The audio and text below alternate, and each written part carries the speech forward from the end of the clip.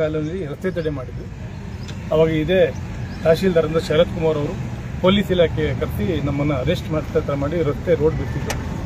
ಆಮೇಲೆ ಮತ್ತೆ ತಿರ್ಗಾ ಒಂದ್ಸರಿ ರಸ್ತೆ ತಡೆ ಟ್ರ್ಯಾಕ್ಟರ್ ಚಳುವಳಿ ಮಾಡಿ ನೆನಪು ಮಾಡಿದ್ವಿ ಕಲೆಗಟ್ಟಲ್ಲಿ. ನಾವು ಮಾಡ್ತೀವಿ ಅಂತ ಭರವಸೆ ಬಿಟ್ಟರೆ ಯಾವುದೇ ಕಾರಣಕ್ಕೂ ಯಾವುದೂ ಕೆಲಸ ಮಾಡಿಲ್ಲ. ತಿಪ್ಪಗೊಂಡಹಳ್ಳಿ ಜಲಾಶಯದ್ದು ಸನ್ಮಾನ್ಯ ಡಿ ಕೆ ಶಿವಕುಮಾರ್ ಅವರು ಮತ್ತು ಕುಮಾರಸ್ವಾಮಿ ಅವರು ಮುಖ್ಯಮಂತ್ರಿ ಆಗಿದ್ದಾಗ ಸಮ್ಮಿಶ್ರ ಸರ್ಕಾರದಲ್ಲಿ ಸುಮಾರು ಹಣನ ಕೆರೆ ಹೂಳೆತ್ತಬೇಕು, ಆ ಕೆರೆನ ಕ್ಲೀನ್ ಮಾಡಿ ಅಲ್ಲಿ ಬರ್ತಕ್ಕಂಥ ನೀರನ್ನ ಫಿಲ್ಟ್ರ್ ಮಾಡಿ ಕೆರೆನ ಕ್ಲೀನ್ ಮಾಡಿ ನೀರು ಬಿಡಬೇಕು. ಇದು ನೀರು ಜನಗಳಿಗೆ, ಮಾಗಡಿ ಜನಕ್ಕೆ ಮತ್ತು ಬೆಂಗಳೂರು ಜನ ಕುಡಿಯೋ ನೀರು ಮಾಡಬೇಕು ಅಂತ ಮಾಡಿದ್ರು.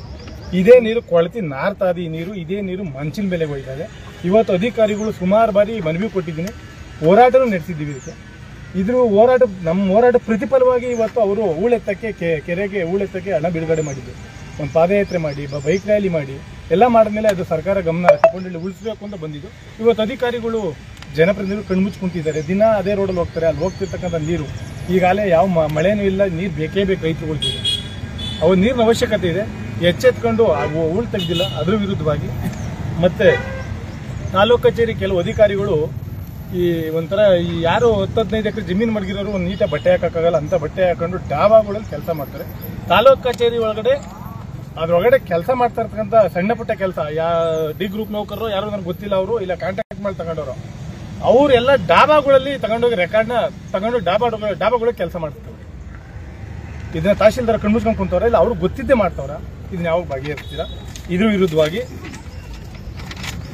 ಮತ್ತೆ ಬೆಸ್ಕಾಂ ಇಲಾಖೆ, ಈ ಕರೆಂಟ್ ಬೇಕಾಗಿರೋದೇ ನಮ್ಗೆ. ಈ ಕರೆಂಟು 1 ತಿಂಗಳಿಂದ ಸಂಜೆ 2 ಗಂಟೆ ಮೇಲೆ 1 ತಿಂಗಳಿಂದ ಕೊಡ್ತಾರೆ ಕರೆಂಟ್. ಸಂಜೆ 2 ಗಂಟೆ ಕೊಡ್ತಾರೆ, ಬಿಸಿಲಲ್ಲಿ ನೈಟ್ ಕೊಡ್ತಾರೆ.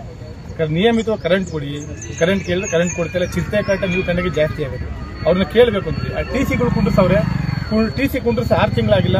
ಅವಾಗಲೇ ಕಲೆಕ್ಷನ್ ಕಿತ್ತು ಒಳಗಡೆ ಆಯಿಲ್ ಹೊಂಟಾಗುವಂತೆ ಕಳೀತವ್ರೆ. ಇನ್ನು ಯಾರು ಟಿ ಸಿ ಕೊಡ್ತಾರೆ? ಯಾರು ಟಿ ಸಿ ಕೊಟ್ಟವ್ರೆ ಯಾರು? ಇದು ಗೊತ್ತಾಗಬೇಕು. ಮುತ್ತೂಟ್ ಫೈನಾನ್ಸ್ನವರು ನಾವು ಕಷ್ಟಕ್ಕೆ ಮೋಟ್ರ್ ಬಿಡೋಕೋ ಬೋರ್ ಹಾಕ್ಸೋಕೋ ಏನು ಒಂದು ಒಡವೆ ಮಡಗಿರ್ತೀವಿ, ಯಾವುದೇ ರೀತಿ ಮಾಹಿತಿ ಕೊಡದೆ ಅವ್ರು ಹೇಳ್ತಾರೆ ನಿಮ್ಗೆ ಫೋನ್ ಮಾಡಿ ತಿಳಿಸಿದ್ದೀವಿ ಅಂತ. ಫೋನ್ ಮಾಡಿ ತಿಳಿಸೋದು ಮಾಹಿತಿ ಇಲ್ಲ. ಅದಕ್ಕೆ ಕರೆಕ್ಟಾಗಿ ನಿಯಮಿತವಾಗಿ ಒಂದು ನೋಟಿಸ್, 3 ನೋಟಿಸ್ ಕೊಡ್ಬೇಕು ಲೆಕ್ಕವಾಗಿ. ಈಗ ನಾವು ಪಾಪ ಶೆಟ್ರು ಅವ್ರೇನೇ ಮಾಡಲಿ, ಶೆಟ್ರು ಹೋಗಿದ್ರು ಅವರೇ ಸುಮಾರು ಕಾಸು ಬಡ್ಡಿ ಪಟ್ಟಿ ಕಟ್ಟಿದ್ರು ಕಾಸು ಕೊಡ್ತಾರೆ ನಿಯತ್ತಾಗಿ. ಇವು ಇವ್ರು ಬಂದ್ಬಿಟ್ಟು ಬನ್ನಿ ಈ ಕಡೆ, ಇವ್ರು ಈ ಕಡೆ ಬಂದ್ಬಿಟ್ಟು ಬಂದ್ರೆ ಈ ಕಡೆಯಿಂದ ಆ ಒಡವೆನೂ ಇಲ್ಲ, ಒಡವೆ ಮೇಲೆ ದುಡ್ಡೂ ಇಲ್ಲ, ಒಂದು ನೋಟಿಸು ನಮಗೆ ಕೊಡ್ತಾ ಇಲ್ಲ. ಏನು ಕಾರಣ? ಯಾಕೆ ಇವ್ರು ನಮ್ಮ ಒಡವೆ ತಗೊಂಡು ಮಾಡ್ತಾರೆ ಇವರು? ಅದ್ರ ವಿರುದ್ಧವಾಗಿ ಮತ್ತೆ ಕೃಷಿ ಇಲಾಖೆಯಲ್ಲಿ ಏನು ರಾಗಿ ಬೆಳೆ ಬೆಳೆದು ತೆನೆನೇ ಹೊಂಟಿಲ್ಲ, ಅದ್ರ ಪರವಾಗಿ ಅದು ಪರಿಹಾರ ಕೊಡಬೇಕು. ಮತ್ತೆ ಕೃಷಿ ಸಲಕರಣೆಗಳು ಕೊಡಬೇಕು. ಈ ಔಷಧಿ ಅಂಗಡಿಯವರು ಮತ್ತೆ ಯಾವ ಕೃಷಿ ಸಲಕರಣೆ ಮಾಡ್ತಾರಲ್ಲ, ಇವ್ರೇನು ಅವರೇ ಒಂಥರ ತುಗ್ಲಕ್ ದರ್ಬಾರ್ ನಡೆಸ್ತವ್ರೆ. ಅವ್ರು ಬುದ್ಧಿ ಹೇಳ್ತಾರ ಏನ್ ರೈಟಲ್ಲಿ ಏನ್ ರೈಟ್ ಮಾಡ್ತಾರೆ. ಆ ಕಳೆ ಮಿಷಿನ್ ಒಡೆಯವಾಗ್ಲಿ ರಿಪೇರಿಗೆ ತಗೊಂಡ್ರೆ ಕೊಟ್ಟಿರೋರೆ ಅವರು. ಸುಮಾರು ಮಾತಾಡ್ತಾರೆ, ನಮ್ಮ ಹತ್ರ ತಗೊಂಡಿಲ್ಲ ಕಂಡ್ರಿ, ನಮ್ಗೆ ಬರಲ್ಲ ಕಂಡ್ರಿ, ನಮ್ಗೆ ಇದನ್ನು ಗ್ಯಾರಂಟಿ ಕೊಟ್ಟಿಲ್ಲ ಅಂತ ಹೇಳಿ. ಅದಕ್ಕೆ ಕೇಳಬೇಕು. ಇದ್ರ ವಿರುದ್ಧವಾಗಿ ಮತ್ತೆ ನಮ್ಮ ತೋಟಗಾರಿಕೆ ಇಲಾಖೆ ಏನು ಇದಿರ್ಬೋದು, ರಸಗೊಬ್ಬರ ಇರ್ಬೋದು, ಕ್ರಿಮಿನಾಶಕಗಳಿರ್ಬೋದು, ಒಂದು ಅನುದಾನ ಕೊಡೋದಾಗ್ಲಿ ಏನ್ ಮಾಡ್ತಿದ್ದಾರೆ, ಫೀಲ್ಡ್ ವರ್ಕ್ ಮಾಡ್ತಿದ್ದಾರೆ, ಇಲ್ಲಿದೆ ಆಫೀಸು ಆ ಮಟ್ಟಕ್ಕೆ ಬಂದೈತಿ. ಮತ್ತೊಂದು ನಮ್ಮ ಇಲ್ಲಿಯ ಪುರಸಭೆ ಕಾರ್ಯಾಲಯ ಪಾಪ ನಮ್ಮ ಜಡದೇವ್ರು ಮಾಡ್ತಿದ್ವಿ. ನಾವು ಸೇರಿ ಸುಮಾರು ವರ್ಷದಿಂದ ಹೋರಾಟ ಮಾಡ್ತೀವಿ. ಏನ್ ಕೇಳಿದ್ವಿ? ನಮಗೆ ಮನೆ ಕಟ್ಕೊಡೋದಕ್ಕೆ ಕೇಳಿದ್ವಿ. ನಾವು ಕೇಳಿದ್ವಿ ಹರಿತಾ ಇರೋದು ಬರಗಾವತಿ ಕೆರೆ. ನಮ್ಮ ಗುರುಗಳೆಲ್ಲೇ ನಮ್ಮವರು ಬರಗಾವತಿ ಕೆರೆಗೆ ಹೋಯ್ತಾ ಇರೋ ನೀರ್ನ, ಕೊಳಚೆ ನೀರನ್ನ ನಿಲ್ಸಕ್ಕೆ ಪುರಸಭೆ ಕೈಲಾಗಿಲ್ಲ. ಅಧ್ಯಕ್ಷ ಪಾಪ ನಮ್ಮ ಸ್ನೇಹಿತರ ಪಾಪ ಹೊತ್ತಾಗಿದ್ದಾರೆ. ಈಗಲಾದ್ರೂ ಮಾಡ್ತಾರೆ ಇಲ್ವಾ? ಅವ್ರ ವಿರುದ್ಧವಾಗಿ ಒಂದು ರಸ್ತೆ ತಡೆ ಚಳುವಳಿ ಮಾಡಬೇಕು ಅಂತ ನಮ್ಮ ರೈತ ಬಾಂಧವರನ್ನ ತೀರ್ಮಾನ ಮಾಡಿದ್ವಿ. ನಾನು ಪೊಲೀಸ್ ಇಲಾಖೆಯಲ್ಲಿ ಒಂದು ಮನವಿ ಮಾಡ್ಕೊತಾ ಇದ್ದೀನಿ. ಇದು ನಮ್ಮನೆ ಕೆಲಸಕ್ಕಾಗಲಿ ನಮ್ಮ ಇಲಾಖೆ ನಿಮ್ಮ ಬಗ್ಗೆ ತುಂಬಾ ಗೌರವ ಇದೆ. ಇಲಾಖೆ ಗೌರವ ಕೊಡ್ತೀವಿ ನಾವು. ಸುಮಾರು ಯಾವುದೇ ಪಕ್ಷದ ಯಾವುದೋ ಮೆರವಣಿಗೆಗೋ ಏನು ಇದಕ್ಕೆ ದಿನಾಂಗಟ್ಲೆ ನೀವು ಪರ್ಮಿಷನ್ ಕೊಡ್ತೀರಾ, ರೋಡಲ್ಲಿ ಬಿಡ್ತೀರಾ, ನನಗೆ ಸಂತೋಷ, ನಮಗೆ ಬೇದಾರಿಲ್ಲ. ಆದರೆ ಇದು ರೈತರ ವಿಚಾರವಾಗಿ ಸಾರ್ವಜನಿಕವಾಗಿ ಇವತ್ತು ಕೆಶಿಪ್ ರಸ್ತೆ ಮಾಡೋರೆ ಸುಮಾರು ಜನ ಬಲಿ ತಗೊಂಡದ ರಸ್ತೆ. ಹೊಸಪೇಟೆ ಗೇಟಿಂದ ಕಲ್ಯಾಣ ಗೇಟ್ಗೆ ಹೋಗೋಕೆ ಒಂದು ಅವರ್ ಬೇಕು. ಯಾರನ್ನ ಬಾಣ್ತಿರೋ ಬಿಮ್ಮಂತಿರೋ ಅಂದ್ರೆ ಡಿಲಿವರಿ ಆಗೋಯ್ತದೆ ಹಂಗದ ರಸ್ತೆ. 16 ಅಡಿ ರಸ್ತೆ ಬಿಟ್ರೆ ಹೋಯ್ತಾ ಬತ್ತಾ. ಇದೇನು ಕಣ್ಣು ಕಾಣಿಸ್ತಿಲ್ವಾ ಅವ್ರಿಗೆ? ಬೆಂಗಳೂರಿಂದ ಬರೋ ವರ್ಷಕ್ಕೆ ಹೋಗಕ್ಕೆ ಆಗಲ್ಲ ಪರಿಸ್ಥಿತಿ ಹಂಗಾಗದು. ಏನು ಕೆಲಸ ಮಾಡ್ತಿದ್ರೆ ಇದ್ರ ವಿರುದ್ಧವಾಗಿ 4ನೇ ತಾರೀಕು ಗುರುವಾರ ದಿನ ರಸ್ತೆ ತಡೆ ಮಾಡಬೇಕು ಅಂತ ರೈತ ಸಂಘ ತೀರ್ಮಾನ. ಇದಕ್ಕೆ ನಾನು ಎಲ್ಲ ರೈತ ಬಾಂಧವರಿಗೂ ಸಾರ್ವಜನಿಕವಾಗಿ ಇದು ಎಲ್ಲ ಹಸಿರು ಶಾಲೆ ಹಾಕೊಂಡಿರೋ ಕೆಲಸ ಏನಲ್ಲ ಇದು. ಇದನ್ನ ಎಲ್ಲ ರೈತ ಬಾಂಧವರು ನಿಮ್ಮ ಮನೆಯವ್ರು ಹೋಗ್ತಾರೆ, ಎಲ್ಲರೂ ಪ್ರಾಣನೂ ಅವ್ರ ಮನೆಗೆ ಬೇಕಾಗಿರ್ತದೆ. ದಯವಿಟ್ಟು ಹೋರಾಟಕ್ಕೆ ಕೈ ಜೋಡಿಸ್ಬೇಕು.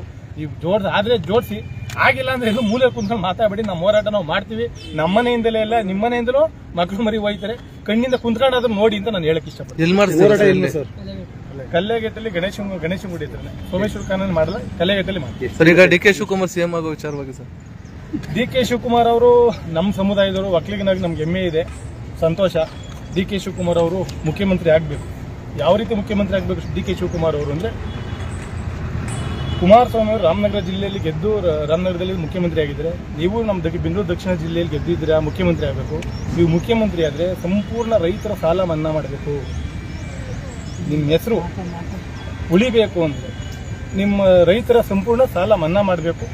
ಜೊತೆಗೆ ಮೇಕೆದಾಟಿನ ಅಣೆಕಟ್ಟು ಕಟ್ಟಬೇಕು.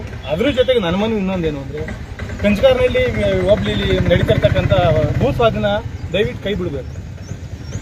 ನೀವಿನ್ನೂ ಮುಖ್ಯಮಂತ್ರಿ 3 ಸರಿ ಮುಖ್ಯಮಂತ್ರಿಯಾಗಿ ದಯವಿಟ್ಟು ಇದು ರೈತ ಮುಖಂಡ ಮನವಿ ಮಾಡ್ತೀನಿ. ಇನ್ನು ನಮ್ಮ ಬಾಲಣ್ಣರು ಸಂತೋಷವಾಗಿ ಮಂತ್ರಿ ಆಗಲಿ. ಯಾವ ಮಂತ್ರಿ ಆಗಬೇಕು ಗೊತ್ತಲ್ಲ ಬಾಲಣ್ಣರು, ನೀವು ನಾನು ಚಿಕ್ಕಂದಿರ್ಬೋದು, ನೀವು ಕೃಷಿ ಮಂತ್ರಿ ಆಗಬೇಕು. ನಿಮ್ಮ ತಂದೆಯರು ಕೃಷಿ ಮಾಡ್ತಿದ್ರು, ಕೃಷಿ ಮಂತ್ರಿ ಆಗಬೇಕು. ಚಲುವರಾಯ ಸ್ವಾಮಿ ಇಷ್ಟ ಆಗ್ತಲ್ಲ ಕೃಷಿ ಮಂತ್ರಿಯಾಗಿ. ನಮ್ಮ ತಾಲೂಕಿನ ಜನತೆಗೆ ಕೃಷಿ ಇಲಾಖೆ ಬರಬೇಕು, ಸಲಕರಣೆನ ನೀವು ತಂದುಕೊಡ್ಬೇಕು. ಇನ್ನು ಸಚಿವರಾಗಿ ನೀವು ಕೃಷಿ ಮಂತ್ರಿಯಾಗಿ ತಾಲೂಕಿಗೆ ಒಳ್ಳೇದು ಮಾಡಿ, ರೈತರು ಒಳ್ಳೇದು ಮಾಡಿದ ಹೋರಾಟಕ್ಕೆ ಹೋರಾಟಕ್ಕೂ ಸುಮಾರು 100-150 ಜನ. ಅಲ್ಲ, ಅಧಿಕಾರಿಗಳು ಬಂದು ನಿಮ್ಗೆ ಆಶ್ವಾಸನೆ ಕೊಡತಕ್ಕ ಇರ್ತೀರಾ ಅಥವಾ ಪ್ರತಿಭಟನೆ ಆಗಿರುತ್ತೆ ಸರ್? ಅಧಿಕಾರಿಗಳು ಕರೆಸೋದು ತಹಶೀಲ್ದಾರ್ ಅವರಿಗೆ 1 ವಾರದ ಮುಂಚೆನೆ ಕೊಟ್ಟಿದ್ದೀನಿ ನಾನು, ನನಗೆ ಬರಬೇಕು. ಅವ್ರು ಮೀಟ್ ಇನ್ನೇನ್ ಮಾಡ್ತಿದ್ದಾರೆ ಇವರು? ತಾಲೂಕು ಆಡಳಿತ ಅಧಿಕಾರಿಗಳು ಕರೆಯಕ್ಕಾಗಿಲ್ಲ, ಏನ್ ಮಾಡ್ತಿದೆ?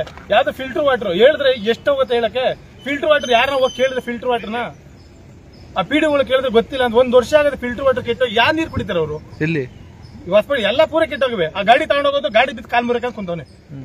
ಇದನ್ನ ಯಾರು ಮಾಡ್ತಾರೆ? ಇದನ್ನ ರೈತ ಸಂಘ ಏನ್ ಮಾಡಿಸ್ಬೇಕು? ಇದನ್ನ ಪಿಡಿಒ ಆಗ್ಲಿ, ಯಾರು ನಮ್ಮ ಸಿಇಒ ಯಾರು ಕಾಣಿಸ್ತಲ್ವಾ? ಏನು ಗೊತ್ತಾಗಲ್ವ ಅದನ್ನ? ಅಧಿಕಾರಿಗಳು ದಯವಿಟ್ಟು ಕೆಲಸ ಮಾಡಬೇಕು. ನಾನು ಶಾಸಕ ಅಲ್ಲ, ನಾನು ರೈತ ಮುಖಂಡನಾಗಿ ಹೇಳ್ತೀನಿ. ನಿಮ್ ಕೆಲಸ ನೀವು ಮಾಡ್ರಪ್ಪ. ಇಲ್ಲಿ ಹೇಳಿ, ಲೋಕೇಶ್ ಏನಾದ್ರು ಅಧಿಕಾರಿಗಳು ತೊಂದರೆ ಕೊಟ್ಟು ಬೇರೆ ತರ ಬೇಕಾದ್ರೆ ನಾನು ಬರ್ಲಿ, ನಾನು ಮಾತಾಡ್ತೀನಿ, ಕೇಳ್ತೀನಿ. ದಯವಿಟ್ಟು ರೈತ ಬಾಂಧವರು ಇರ್ಬೋದು, ಎಲ್ಲಾ ಸಾರ್ವಜನಿಕರು ದಯವಿಟ್ಟು ಈ ಹೋರಾಟ ಕೈ ಜೋಡಿಸಬೇಕಾಗಿ ನಾನು ಮತ್ತೊಮ್ಮೆ ಎಲ್ಲಾ ರೈತ ಬಾಂಧವರು ಮನವಿ ಮಾಡ್ತೇನೆ.